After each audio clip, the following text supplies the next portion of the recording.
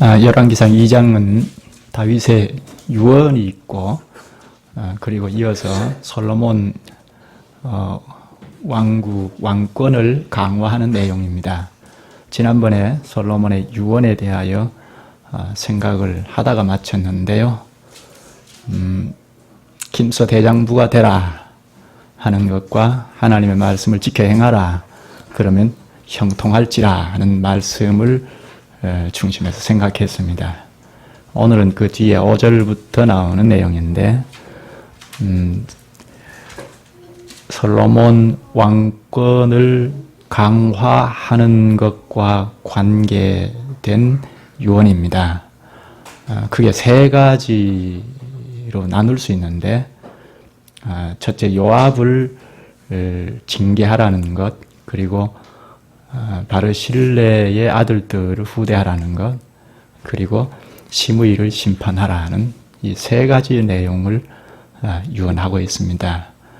이 내용을 구체적으로 좀 살피도록 하겠습니다. 첫 번째로 요압을 징계하라는 내용입니다. 요압은 우리가 잘 아는 대로 이스라엘의 군대 장관이지 않습니까? 다윗 정부에 없어서는 안 되는, 다윗을 위하여 충성을 다 바친 사람입니다. 특히 다윗 왕국이 확장해 나가는데 아주 크게 기여를 한 사람인데요. 특별히 하나 꼽자면 예루살렘에는 그 원주민들이 여부수 족속들 아닙니까? 여부수 족속들을 물리칠 때 크게 기여를 한 장군이 요압입니다. 여부수 족속들을 한 400년간 계속 물리치지 못하고 있었지 않습니까? 그런데 다윗이 전국의 왕이 되면서 정복을 해 들어갔는데, 그때 요압 장군이 크게 기여를 한 사람입니다. 그래서 여부수 족속을 진멸을 하고 예루살렘을 탈환해서 헤브론에 수도가 있었는데 예루살렘으로 수도를 옮기지 않았습니까? 여기에 크게 기여한 자가 요압 장군입니다.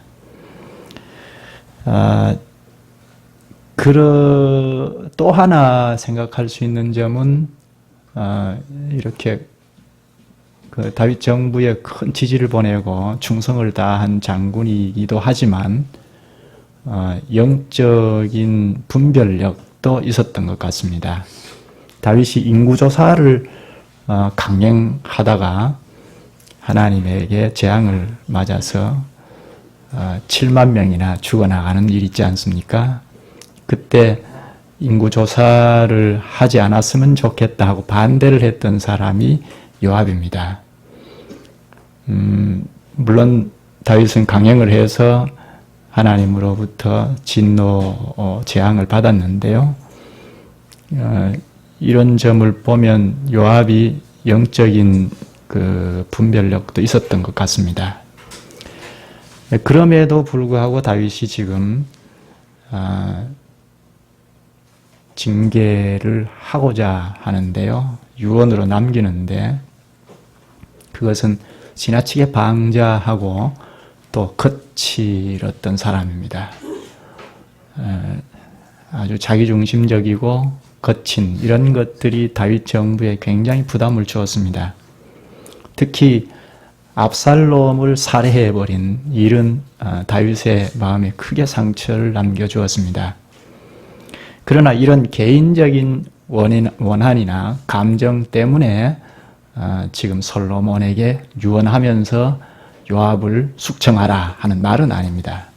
여기 본문 5절을 좀 잠깐 보면, 심판의 근거로 제시하는 것이 중간에 보면, 요압이 그들을 죽여 태평시대에 전쟁의 피를 흘리고 전쟁의 피를 자기의 허리에 띤 띠와 발에 신은 신에 묻혔으니 합니다.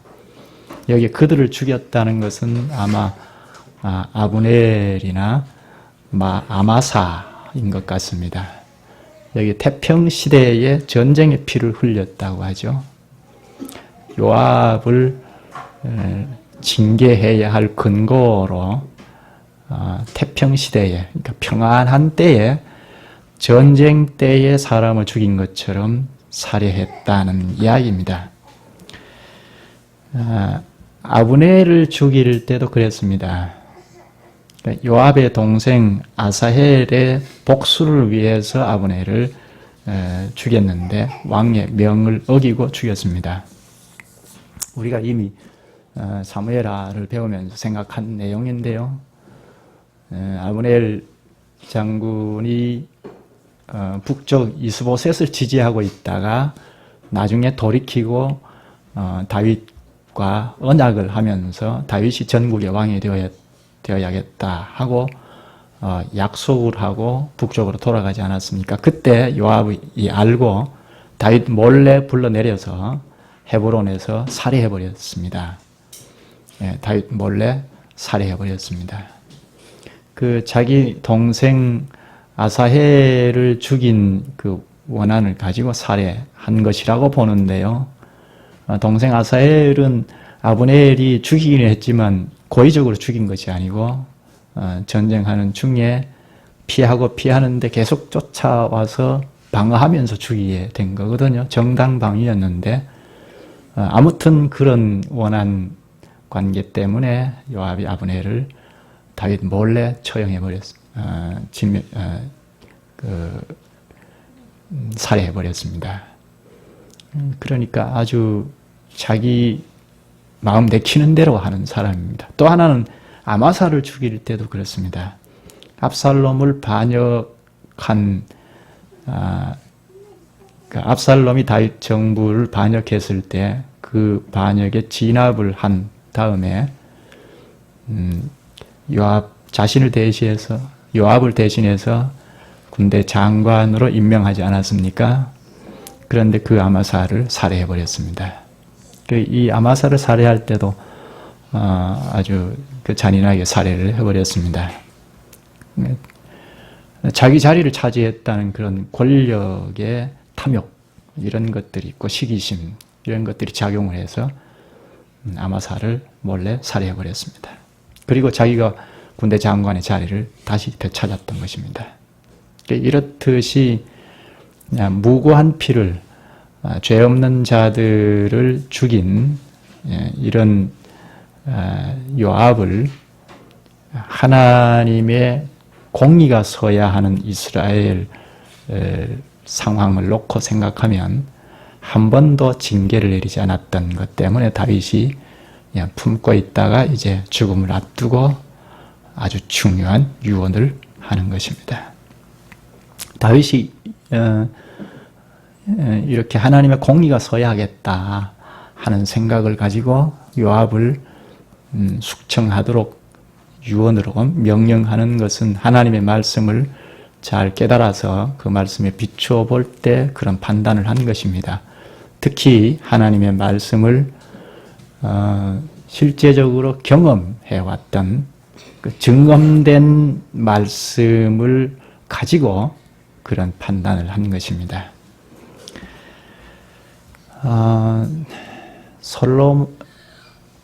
그 한 예로 경험이라는 건 증언된 말씀이라는 것은 사울 왕정 때 사울이 잘못한 그 죄가 그대로 묻혀졌는데 다윗 정부가 들어서서 그때까지도 하나님의 진노가 가시질 않은 그런 경험이 있었던 것입니다.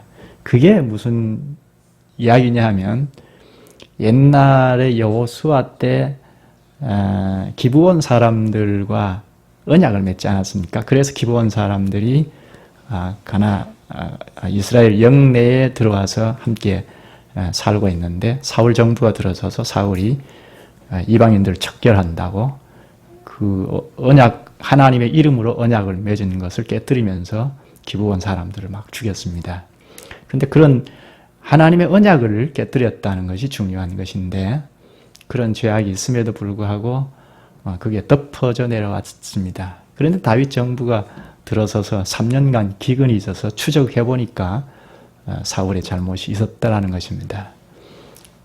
이스라엘 나라는 단순한 나라가 아니고 하나님의 정부이고 하나님의 교회이기 때문에 그 안에서 죄악이 있음에도 불구하고 덮어져 덮고 갈 수가 없다는 점들 다윗이 실제적으로 경험한 것입니다. 하나님의 진노가 가시질 않았다는 것을 실제적으로 경험했던 것입니다.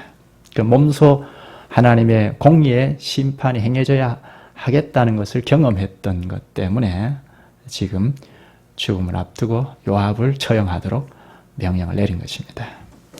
이게 5절에 보면 요압이 내게 행한 일이라고 합니다. 요압의 살인 행위가 다윗 자신에게 행한 일이라고 말합니다. 이것은 그 다윗 왕의 권위에 훼손시킨 것을 뜻합니다. 왕권을 훼손한 것에 대한 말입니다. 그리고 하나님 나라의 왕국이 안정을 꾀하고 평화를 꾀하도록 한 책임이 왕에게 있었는데 그 왕에게 심각한 타격을 가했다는 점을 뜻합니다. 다윗이 이런 사실을 솔로몬에게 밝혀서 요압이 숙청의 대상이다 하고 유언으로 남깁니다. 5절에 좀 더 보면 요압의 잘못을 태평시대의 전쟁의 피를 흘리고 하죠. 전쟁 때가 아닌 평안한 때에 사람을 죽였다는 이야기입니다. 전쟁의 상황이 아닐 때 사람을 죽였으니까 이거는 살인하지 말라 하는 계명을 어긴 거죠. 이스라엘의 전쟁이란 하나님 나라가 설 수 없도록 침공을 하든지 심하게 공격을 하든지 할 때 그냥 가만히 있으면 하나님 나라가 설 수 없으니까 거기에 방어를 하는 전쟁을 제한적으로 허용해 주셨습니다. 하나님께서 이렇게 그 선제 공격을 하는 전쟁이 아니고 방어 전쟁을 하도록 제한적으로 허용해 주신 것입니다. 그러나 요압이 이 사람을 죽인 행위는 전쟁 때 했던 사람을 죽인 일이 아닌 평안할 때 꼭 전쟁 때 사람을 해치우는 것처럼 그런 잘못을 저질렀다는 것입니다. 그 아브넬이 죽은 것이나 아마사를 죽인 일은 다 전쟁의 상황이 아닌데 꼭 전쟁의 상황과 같은 살인을 저질렀다는 것입니다. 5절 좀 더 보면 전쟁의 피로 띠와 신에 묻혔으냐 합니다. 여기 띠, 허리띠와 신발에 피를 묻혔다고 하는데 띠와 신은 임무를 수행할 때 착용하는 복장입니다. 특히 전쟁에 임하는 전사가 반드시 갖추어야 할 필수 도구입니다. 이 표현하고 전쟁의 피, 이런 표현은 요압이 우발적으로나 자신도 모르게 사람을 죽이게 된 것이 아니고 전쟁 완전 무장을 한 상태에서 전쟁하러 나가서 사람을 죽인 것처럼 아주 계획적으로 고의적으로 살인을 저지른 것을 표현한 것입니다. 계획적으로 사람을 죽인 계명을 어긴 자이니까 반드시 하나님의 공의로 징계를 내려야 한다는 명령입니다. 하나님께서 이렇게 고의적인 살인 행위를 저지른 자에게는 반드시 징계를 하도록 명령해 주셨습니다. 출애굽기 21장 14절에 보면 사람이 그의 이웃을 고의로 죽였으면 너는 그를 내 제단에서라도 잡아내려 죽일지니라. 고의가 아닌 본의 아니게 사람을 죽였을 경우에는 제단에 가서 뿔을 잡으면 보호를 받죠. 그러나 고의로 사람을 죽였을 경우에는 제단에 뿔을 잡았어도 끌어내려서 권징을 행합니다. 요압의 행위가 이렇게 사함을 받지 못하는 고의적인 살인 행위를 했다는 것입니다. 본문 6절에 다윗은 솔로몬에게 내 지혜대로 행하라고 합니다. 여기 지혜는 솔로몬의 지혜라기보다는 하나님께서 주신 지혜를 말합니다. 요압이 다윗이 왕이 되기까지 많은 업적을 세운 공로자입니다. 그리고 다윗 정부에 없어서는 안 될 정도로 아주 유력한 군대 장관입니다. 영향력을 행사하고 있는 사람입니다. 이런 사람을 경솔히 처벌했다가는 오히려 나라에 화가 미칠 수 있습니다. 그래서 솔로몬에게 하나님께서 주신 지혜대로 잘 처리하라 하고 당부를 합니다. 6절에 쭉 보면 내 지혜대로 행하여 그의 백발이 평안히 수월에 내려가지 못하게 하라 합니다. 요압은 다윗의 조카이기도 합니다. 그리고 아주 절친한 친구이기도 하고 최소한 30년 이상 같이 함께 전쟁을 해서 다윗 정부를 세워갔던 아주 유력한 자인데, 그러니까 인간적으로 생각하면 다윗이 요압을 징계할 마음이, 그러니까 선뜻 징계하고 싶은 마음이 없을 수 있습니다. 살짝 덮고 지금까지 왔을 수 있습니다. 그러나 죽음을 앞두고 하나님의 교회를 생각할 때 요압이 징계하지 않았던 것을 생각하고 솔로몬 정부에 들어섰을 때 징계하도록 유언으로 남기는 것입니다. 이것은 인간적인 감정이라기보다는 하나님의 교회를 생각할 때 어떻게 해야 하겠는가 하는 것을 생각한 것입니다. 창세기 4장 10절에 보면 가인이 아벨을 죽인 데 대한 말씀인데요. 아벨의 핏소리가 땅에서부터 하나님께 호소한다고 합니다. 아무런 잘못이 없는 자를 죽인 그 핏값이 보상될 때까지 하나님께 호소한다는 이야기입니다. 이 사실을 다윗도 잘 알고 있었을 것입니다.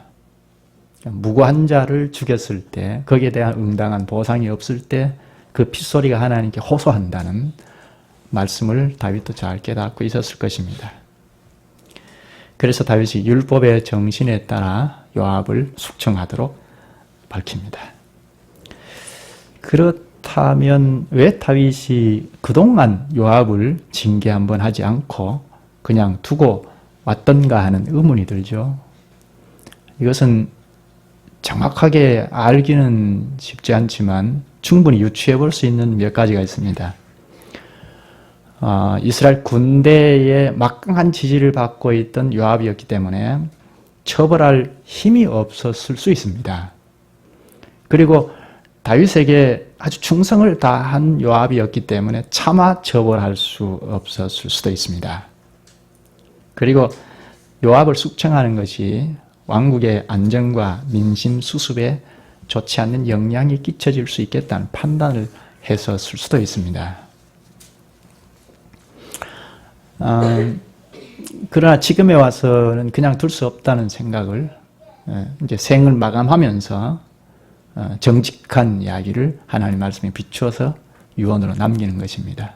사울 왕 때의 죄악이 해결되지 않은 채 다윗 정부가 들어서서 하나님의 진노를 그대로 보았던 다윗이었기 때문에 그런 일이 반복되지 않도록 하기 위하여 솔로몬 정부는 강력하게 서야 하겠다 생각하고 숙청을 명령한 것입니다.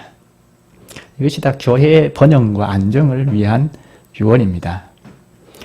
첫째, 이렇게 요압을 숙청하도록 명령했고, 그리고 그와는 아주 대조적으로 바르실레의 아들들을 후대하도록 명령을 합니다.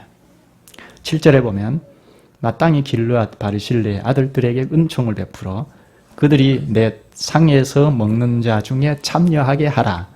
내가 내 형 압살롬의 낯을 피하여 도망할 때에 그들이 내게 나왔느니라. 다윗이 그 반역하는 압살롬에게 쫓겨서 피난길에 나섰을 때에 여러 가지 음식을 가져와서 다윗 일행을 도운 자들이 바로 바르실레와 그 아들들입니다. 압살롬의 반역을 진압한 이후에 다윗이 바르실레에게 은혜를 갚기를 원했으나 바르실레가 자기는 이미 나이가 많은 80세라 노년이기 때문에 고향에서 묻혀야 한다는 이야기를 하고 우리의 아들에게 후대해 주기를 바란다 하고 정했는데 다윗이 약속을 했죠. 아들을 지켜주겠다고. 그 약속을 지금 죽음을 앞두고 여전히 기억하면서 그 아들들에게 후대하도록 솔로몬에게 명령을 합니다. 언약을 신실히 지키는 다윗이죠. 언약에 대해서는 아주 철저하게 지키는 다윗인데 자기 때만이 아니고 후손인 솔로몬 때까지 바르실레 아들들을 후대하도록 명령하는 내용입니다. 7절에 보면 그들에게 은총을 베풀어 그들이 내 상에서 먹는 자 중에 참여하게 하라 합니다. 왕의 상에서 음식을 먹는다는 것은 존귀한 자로 대우를 해줄 것을 말하는 것입니다. 그리고 이와 또 대조가 되는 유언으로 심의를 처형하도록 말합니다. 마지막 유언으로 심의를 처형하라 하고 명령하는데 8절에 보면 심의가 너와 함께 있나니 합니다. 심의가 예루살렘 근처에 산다는 뜻이기도 하고 또 영향력을 가지고 솔로몬 주변에 거주하고 있다는 뜻이기도 합니다. 심의의 출신지가 어디죠? 사무엘하를 배우면서 생각했는데 바후림이죠. 바후림은 예루살렘에서 한 1.5km 정도 떨어진 동네입니다. 그렇게 멀지 않는 동네이죠. 다윗이 예루살렘으로 다시 돌아올 때 환궁 때에 베냐민 사람 1000명을 데리고 다윗을 마중 나온 사람입니다. 그러니까 1000명을 베냐민 사람들을 1000명을 이끌고 다윗을 마중 나온 것을 생각하면 이 시므이가 굉장히 영향력이 있는 사람인 것을 알 수 있습니다. 그런데 왜 그를 처벌하려고 하는가 하는 것입니다. 시므이는 우리가 이미 배웠듯이 다윗이 압살롬에게 쫓겨서 예루살렘에서 탈출하던 그때에 바후림 동네 앞을 지날 때 이 다윗을 향하여 돌을 던지면서 아주 악한 저주를 퍼부었지 않습니까? 이때 다윗이 자기가 겪고 있는 이런 수모는 자신이 범죄한 결과 하나님으로부터 받는 징계라고 생각하고 거기에 맞대응하지 않고 피난길에 올랐습니다.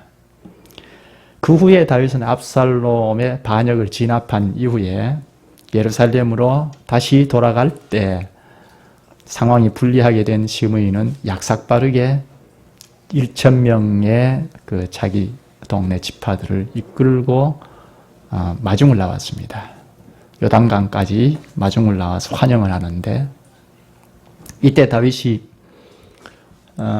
보필하던 아비새가 율법에 비추어 볼 때 하나님의 기름 부은 자 왕의 권위를 아주 땅에 떨어뜨리고 욕을 하면서 저주를 퍼붓기 때문에 이것은 율법에 비추어 볼 때 징계를 당해도 당해야 한다.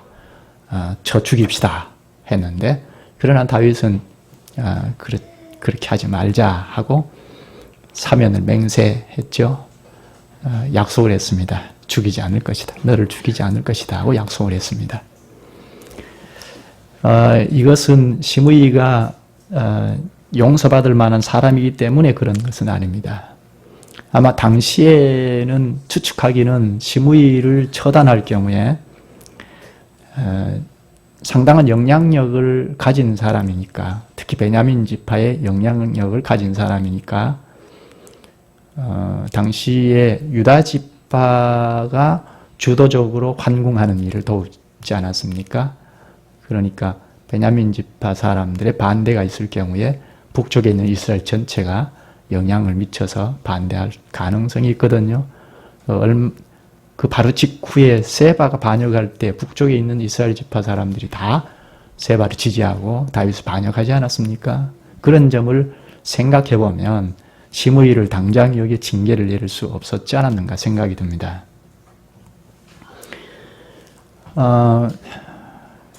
그렇다고 다윗이 지금 지난 것을 다 끄집어내어서 감정적으로 복수하려는 그것은 아닙니다. 8절에 보면 중간에 악독한 말로 나를 저주하였느니라 합니다. 시므이의 잘못은 사사로운 잘못이 아닙니다. 악한 말로 왕의 권위를 땅바닥에 그냥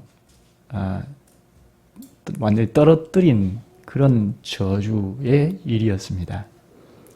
이것은 하나님께서 기름 부어 세우신 왕권에 대한 도전이고 그것은 곧 하나님을 향한 도전이기 때문에 그냥 지나칠 수 없는 죄악입니다. 왕을 반역한 것, 하나님의 기름 부은 받은 왕을 반역하는 것은 추적해보면 곧 하나님을 향한 반역이기 때문에 이것은 율법에 따라 징계를 내려야 하는 죄입니다. 그리고 또 하나는 이 솔로몬의 왕권 확립에 시므이가 아주 영향력이 있는 사람이니까 좋지 않는 영향을 미칠 가능성이 높았기 때문일 수도 있습니다. 8절 후반부에 내가 여호와를 두고 맹세하여 이르기를 내가 칼로 너를 죽이지 아니하리라 하였노라.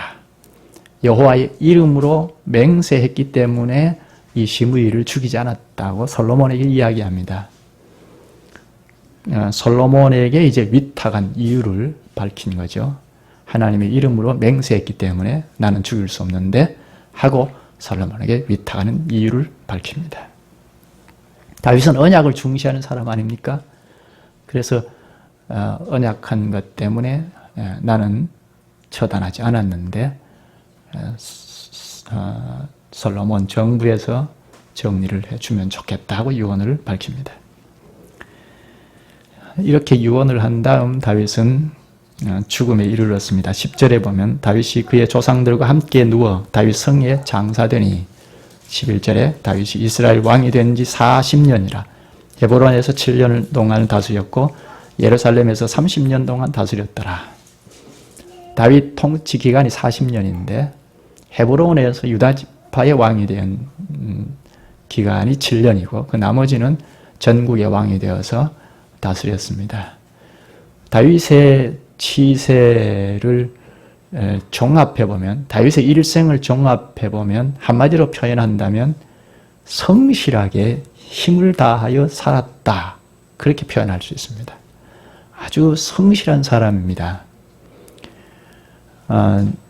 아버지 밑에 있을 때도 목동으로 양들을 칠 때 최선을 다해서 성실하게 양을 친 것을 알 수 있습니다.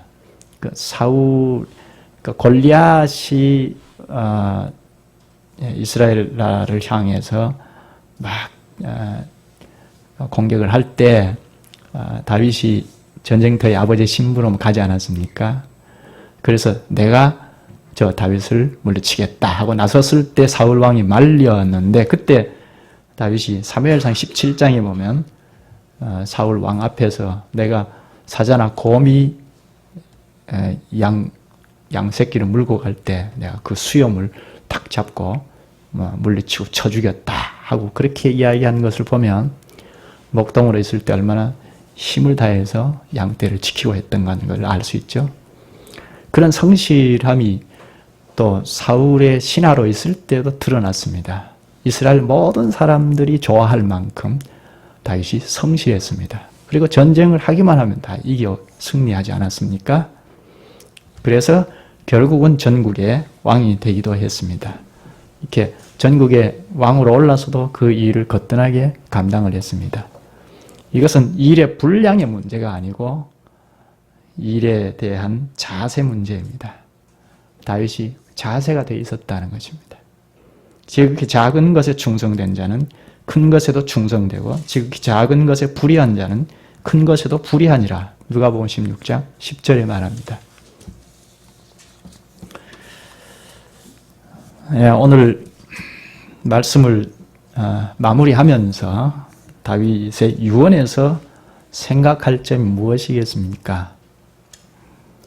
이 유언은 공적인 유언이라고 했는데요. 요압을 처형하는 것, 바르실레의 아들들을 후대하는 것, 그리고 시므이를 처형하는, 이것은 공적인 유언입니다. 하나님의 그 공의로운 말씀이라 할 수 있습니다. 요압을 처형하는 것, 요압은 죄가 없는 사람을 죽이는 살인자이죠. 살인한 자인데 하나님의 교회라고 하는 이스라엘 안에 버젓이 징계 한 번 당하지 않고 존재하고 있다는 데 대해서 다윗은 이럴 수가 없다 하고 유언을 남긴 것입니다. 처형하라 하고. 다윗 정부에 상당한 부담을 주었으리라 생각이 듭니다. 그래서 솔로몬 정부에도 계속 내려가면서 부담을 주어서는 안 된다. 하나님의 교회가 이러면 바르게 설 수 없다는 판단을 하고 하나님의 공의로 죄를 처형하도록 명령을 한 것입니다. 이것은 오늘 우리 교회 안에 징계로 본다면 출교와 같은 것입니다. 그런즉 사랑하는 자들아, 이 약속을 가진 우리는 하나님을 두려워하는 가운데서 거룩함을 온전히 이루어 육과 영의 온갖 더러운 것에서 자신을 깨끗하게 하자. 고린도후서 7장 1절. 하나님의 교회는 질서가 서야 하고 그리고 깨끗해야 하겠다는 것입니다. 이와는 반대로 바르실레 아들들에게는 후대하도록 했죠. 이것은 다윗이 어려울 때 지지를 받았던 큰 힘을 주었던 일인데, 이건 다윗 개인에게 그런 힘을 주고 지지했다는 이야기 정도가 아닙니다. 다윗 정부에 이런 지지를 보낸 일이니까 하나님 나라에 지지를 보낸 일입니다. 이것은 하나님에게 지지를 보내고 힘을 준 일입니다. 이와 비슷한 이야기를 예수님께서도 하셨는데요. 마태복음 25장 35절 6절에 보면 34절에는 하나님 나라 상속받을 자에 대한 이야기, 상속받을 자 이야기하고 상속받을 까닭을 35절부터 내가 줄일 때 너희가 먹을 것을 주었고 목마를 때 마시게 하였고 나그네 되었을 때 영접하였고 헐벗을 때 옷을 입혔고 병들었을 때 돌보았고 옥에 졌을 때 와서 보았느니라. 여기 표현하는 것은 의식주 문제로 허덕이는 자들을 예수님 자신과 동일시한 표현이지 않습니까? 옥에 갇힌 자를 예수님과 동일시한 표현입니다. 이때 당시에 특별히 예수님 때문에 의식주의 장애를 입었다 하는 것입니다. 예수님 때문에 옥에 갇혔다는 것입니다. 그런 자들을 예수님과 동일시한 것입니다. 예수님 때문에 가난하게 되었거나 의식주의 장애를 입었거나 옥에 갇혔거나 하는 자를 공개하고 도왔던 일을 곧 예수님 자신에게 행한 일이라고 하나님 나라의 상속을 받을 자들이다. 그렇게 가르치고 있습니다. 오늘 이 본문에 있는 다윗 정부를 향한 도움는 자도 곧 하나님을 향하여 지지를 보낸 일이기 때문에 마땅히 후대해야 한다는 이야기입니다. 그리고 시므이를 처형한 일, 이건 악한 말로 하나님께서 주신 권위를 완전히 땅에 떨어뜨린 일이기 때문에 마땅히 하나님의 말씀에 비추어서 징계를 내려야 한다는 이야기입니다. 다윗의 유언은 전부 당시의 하나님 나라 기관인 교회가 어떻게 서야 할 것인가 하는 것과 관련된 공적인 유언입니다.